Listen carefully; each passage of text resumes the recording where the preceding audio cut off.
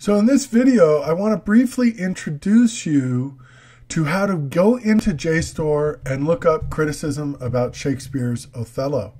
So you can see here that I'm at the library's homepage. And from the library's homepage, we want to look at the search options. And we want to look for articles and databases. JSTOR is a database of articles that are peer-reviewed academic scholarship, which means that the writer submits the article to a magazine or journal that has a group of other professors evaluate the article and decide whether it's suitable for publication. So journal writing and published books by academic presses are really the highest standard of academic and professional quality. So we're going to go find JSTOR by clicking on Library Databases A to Z, going on H to J, scrolling down to JSTOR. So once again, clicking on Library Databases by alphabetical A to Z, going down to JSTOR. We click in JSTOR, and you'll be asked at this point to sign in. And this is really important because you have to access JSTOR through the library. If you access JSTOR by just going on the web to JSTOR, you won't have access to the articles that you need. You'll get a very reduced, limited, free version of JSTOR and won't have access to all the things our library has paid for us to have access to. So you want to go to JSTOR via our library, and that's going to ask you for your sign-in, unless you were already signed in. So you're going to use your Surf sign-in here, and I'm going to enter mine and click sign on. So I've entered my name and password. I click sign on, and it's going to take a second. It's going to take me into the JSTOR database. And one of the good things is the default settings are pretty good for us. We want to include only content we can access. We don't want JSTOR to find books and articles that aren't available to us. And where appropriate, we want links to any external content that we can go to. And there's a lot of ways that we can do this. We can just do a search for Othello. So let's try that one. And click search and see what we get. And you'll find out we get a staggering 488 articles, which is terrific. And we are interested in journal articles. And the first example here is really kind of good for us.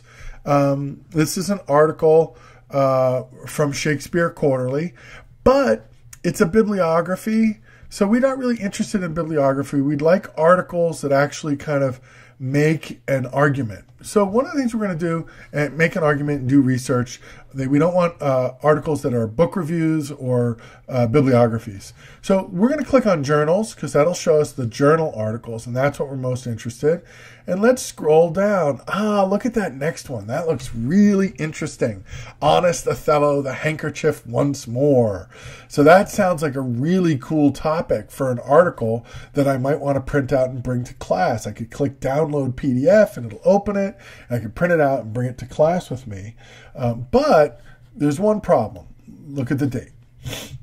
So that's a pretty old article, and we'd like to find some more recent things to try to focus on and bring to class and share with our classmates. So we're going to scroll down and see what we can find. Oh, here's an interesting piece, interesting title, and a more recent date. And then as you scroll down, you're going to see there's tons of articles here. They go all the way back to 69, 76. A lot of old articles here as we scroll down the page. But you'll also see some newer stuff. Here's 2004. Here's 2009. So you really got to look at what you're looking at, and don't get sucked up in the title, but look for timely articles that are not book reviews or bibliographies. I believe there's also a function here that you can click instead of on relevance, you can click newest, and that'll show you them all in order.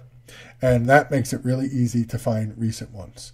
So you can see here we did a search just for Othello, and we got lots of stuff.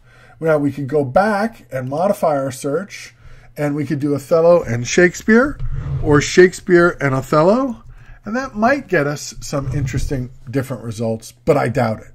I think Othello is probably good enough, but let's see if I'm wrong. Here's Othello and Shakespeare. We click search. We go again to journal articles. We go newest. I think that's a good way to go. And yeah, I mean, this actually is maybe not as good.